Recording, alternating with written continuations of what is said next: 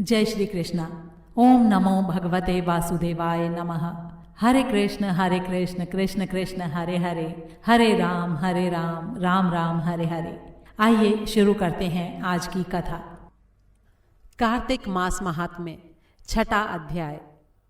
सूत जी ने ऋषियों से आगे कहा, ब्रह्मा जी से अब तक की 5 अध्यायों में बंटी ये कथा सुनकर श्री नारद जी प्रेम से भाव विभोर होकर गदगद हो गए। वे ब्रह्मा जी को प्रणाम करके विनम्र भाव से बोले, हे पितामह, अब कृपा करके कार्तिक मास के महात्म्य का विस्तार से वर्णन कीजिए।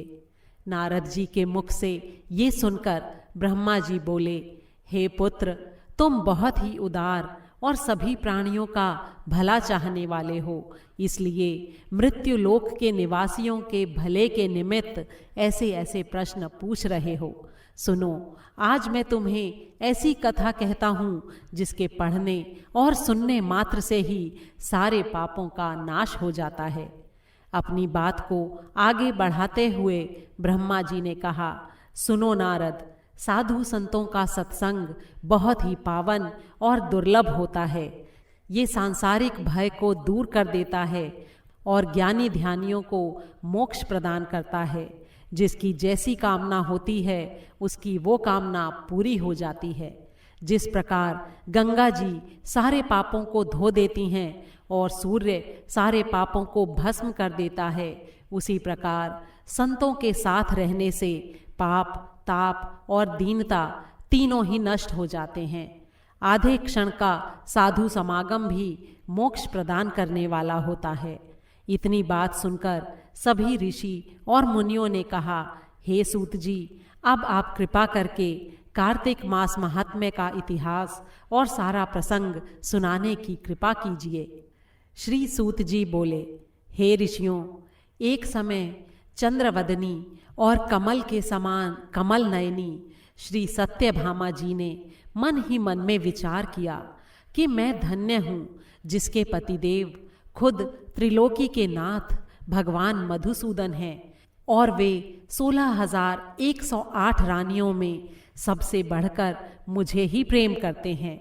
पृथ्वी पर बसने वाले प्राणी जिस कल्प वृक्ष की बात तक नहीं जानते, वो कल्प वृक्ष खुद मेरे आंगन में लगा हुआ है।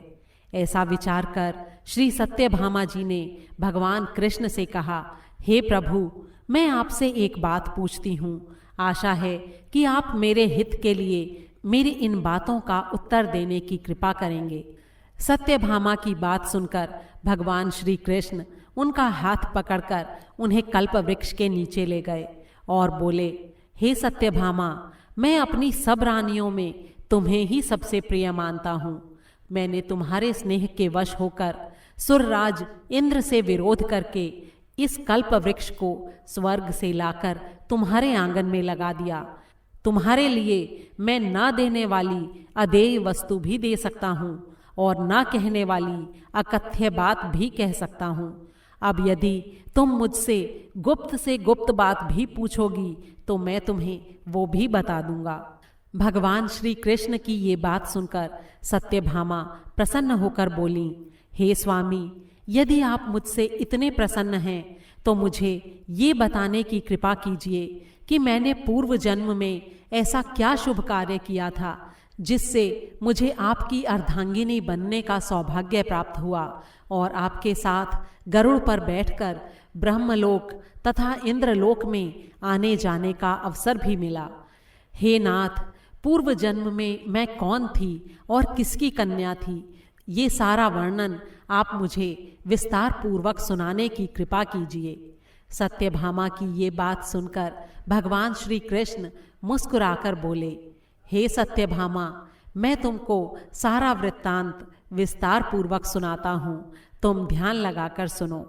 सत्य युग के अंत में मायापुर नगर के अत्रि कुल में देव शर्मा नामक एक ब्राह्मण रहता था। वो 4 वेदों, 6 शास्त्रों और 18 पुराणों का ज्ञाता था। वो भगवान सूर्य नारायण का अनन्य भक्त था और रात दिन अतिथियों की सेवा में लगा रहता था। उसके कोई संतान नहीं थी। फिर काफ़ी बड़ी आयु होने पर उसको एक कन्या हुई जिसका नाम गुणवती रखा गया। देव शर्मा ने अपने चंद्र प्रकाश नाम के एक शिष्य के साथ अपनी कन्या गुणवती का विवाह कर दिया। चंद्र प्रकाश अपने ससुर की पिता के समान सेवा करता था। एक दिन देव शर्मा अपने दामाद को साथ लेकर लकड़ियां काटने को वन में गया। वन में उन्होंने इधर उधर घूमते हुए एक बड़े ही भयानक राक्षस को देखा। उसको देखकर उन दोनों के हाथ पैर फूल गए और भागने में असमर्थ होने के कारण वे दोनों उस राक्षस के हाथों मारे गए। लेकिन उस क्षेत्र और अपनी भक्ति के प्रभाव के कारण वे मेरे वैकुंठ धाम को चले आए।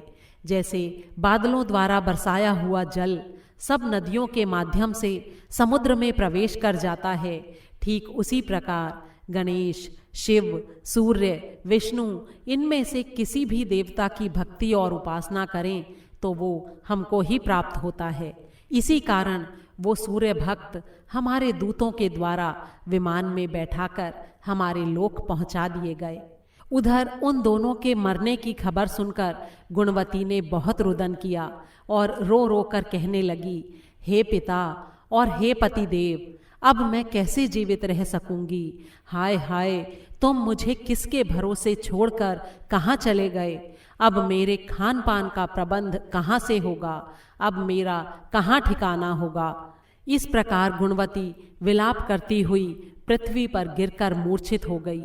जब उसे चेतना आई तो घर का सब सामान बेचकर उसने अपने पति और पिता की अंत्येष्टि क्रिया की। फिर संसार से वैराग्य लेकर भक्ति में तत्पर रहने लगी। इस प्रकार करते करते कार्तिक मास आ गया। तब वो विधि विधान से कार्तिक मास का स्नान करने लगी और साथ ही साथ एकादशी का व्रत भी करने लगी। ये दोनों ही व्रत भगवान को अति प्रिय हैं और मुक्ति और ऐश्वर्य प्रदान करने वाले हैं।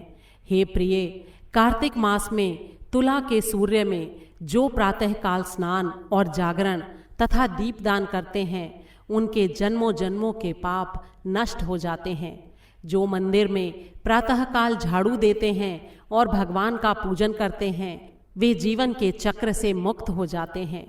जो तुलसी के वन की देखभाल करते हैं वे फिर इस संसार में जन्म नहीं लेते।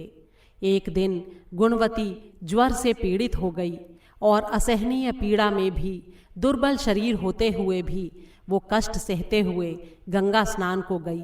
स्नान करने के लिए जैसे ही उसने गंगा जी में प्रवेश किया, सर्दी के कारण उसका सारा शरीर थर थर कांपने लगा और वो शिथिल होकर वहीं गिर पड़ी। उसी समय विष्णु भगवान के दूत सुंदर विमान लेकर आए और उसे विमान में बैठाकर विष्णु लोक ले गए। ये सब कार्तिक के स्नान और व्रत के प्रभाव से ही हुआ था। त्रेता युग के पश्चात जब द्वापर युग आया तो पृथ्वी पर कंस जैसे दैत्यों ने बड़ा ही उत्पात किया। उस समय ब्रह्मा आदि सारे देवताओं द्वारा प्रार्थना किए जाने पर पृथ्वी का भार उतारने को मैंने कृष्ण अवतार धारण किया। उस समय जितने भी हमारे विष्णु गण थे वे मेरे साथ में यादवों के रूप में ग्वाल बाल होकर पृथ्वी पर अवतरित हुए। देव शर्मा नाम का जो तुम्हारा पिता था वो भी पृथ्वी पर अवतरित हुआ। इस जन्म में देव शर्मा का नाम सत्राजित हुआ और चंद्र प्रकाश पृथ्वी पर जन्म धारण करके इस जन्म में अक्रूर जी हुए। तुम जो उस जन्म में गुणवती थीं, अब तुम ही इस पृथ्वी पर फिर से जन्म लेकर सत्यभामा हुई। कार्तिक के व्रत के प्रभाव से ही तुम हमारी प्रिय हुई हो। तुमने आजन्म तुलसी के वृक्ष को सींचकर उसका पालन किया, इसी से तुम्हारे आंगन में कल्प वृक्ष है। और कार्तिक मास में तुमने जो दीप दान किया था उसी से तुम्हारे घर में लक्ष्मी का प्रकाश है। कार्तिक मास में अनेक तरह के व्रत आदि करके जो तुमने काया कष्ट सहन किया था उसी के कारण तुम मेरी अर्धांगिनी हुई। जो कोई कार्तिक मास में व्रत आदि करता है वो मुझे तुम्हारे ही समान प्रिय होता है। हे प्रिय, अन्य दूसरे जप तप यज्ञ दान आदि कार्तिक मास के 16वें भाग के बराबर भी नहीं होते। बोल श्री विष्णु भगवान की जय। कार्तिक का पावन महीना है, इसमें दीपदान का बड़ा महत्व बताया गया है। आप और कुछ दान ना करें पर दीप का दान जरूर करें। हर हर भोले, ओम नमः शिवाय, हर हर महादेव।